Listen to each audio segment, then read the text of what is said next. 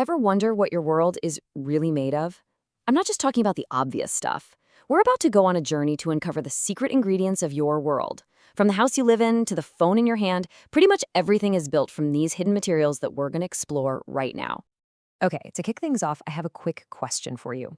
Think about something you use every single day, without fail. What do you think is actually inside your toothpaste, besides, that fresh, minty taste?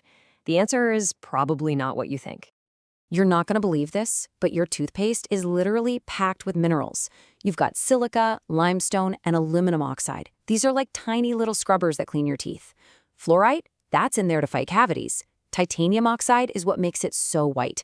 And that little sparkle you sometimes see? Yep, that's a mineral too. It's mica. So, what is a mineral anyway? Well, geologists have a fancy definition. It's a naturally occurring, homogeneous substance with a specific internal structure. But let's just cut to the chase. They're basically the fundamental building blocks of our planet. They're in almost everything.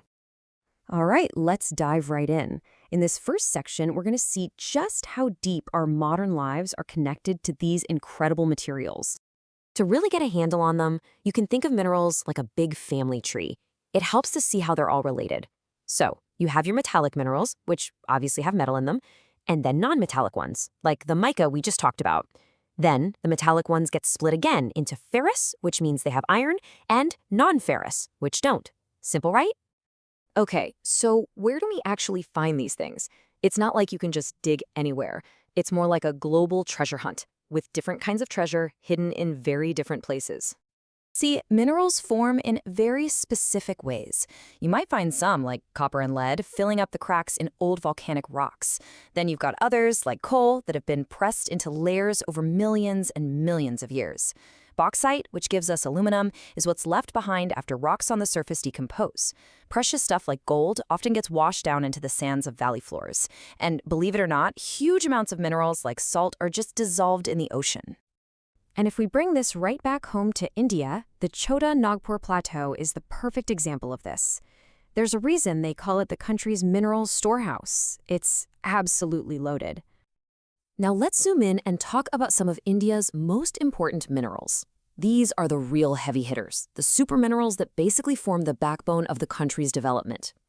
First up, iron ore. I mean, this stuff is the undisputed backbone of modern industry.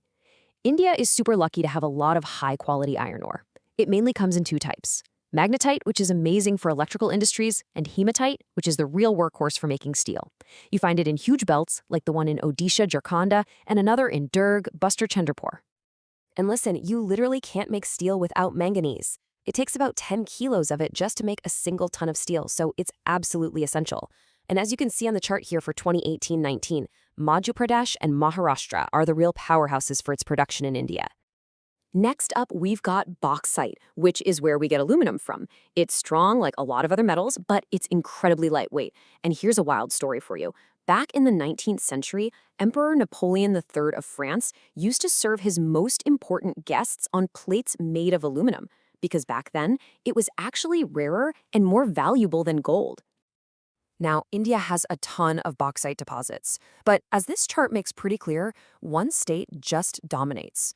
Odisha is the undisputed giant, producing a massive 65% back in 2018-19, and a lot of that is thanks to the rich Panchpat Mali deposits. And last but not least, in our superstar lineup, let's talk about mica. Seriously, this mineral is amazing. It has this incredible property where it can be split into sheets that are paper thin. These sheets are perfect insulators and can handle super high voltages. That makes it absolutely essential in all of our electronic gadgets, from your phone to your computer. Okay, so we've got all these amazing materials, but what about the power? What runs the factories and machines that use them? Let's totally shift gears and talk about energy resources, and really look at the difference between the old school sources we've been using and the new generation of power. So when it comes to energy, you've basically got two teams, conventional and non-conventional. The conventional sources are the fossil fuels we all know: coal, oil, natural gas. They were formed millions of years ago, and the key thing is once we use them up, they're gone for good. The non-conventional sources are renewable: solar, wind, biogas. These are sustainable, and they are, without a doubt, the future. Right now, India still relies heavily on these conventional sources.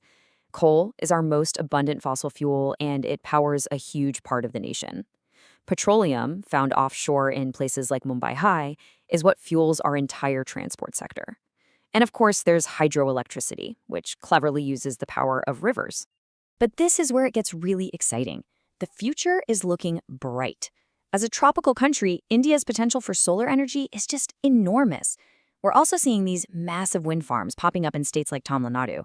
Then you have nuclear energy, which creates huge amounts of power from just a little bit of uranium, and biogas, which is so smart. It turns farm and animal waste into clean energy.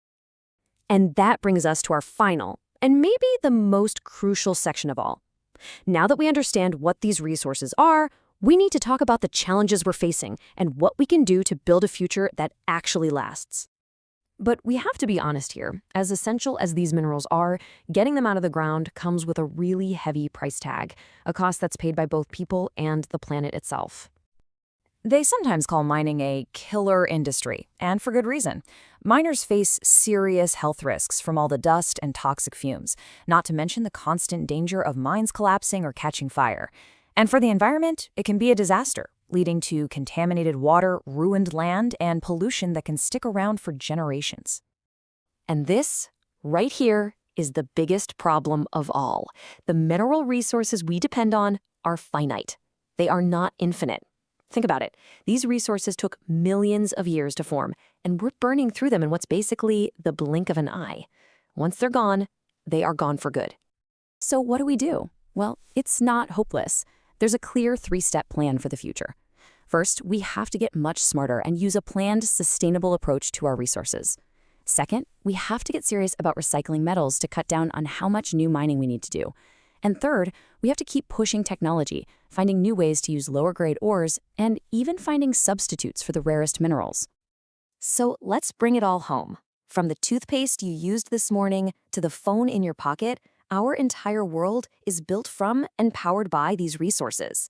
The choices we all make about how we get them and how we use them are going to define our future. So the question isn't just what's in your toothpaste anymore. The real question is, what's going to power your world? Which energy will you choose?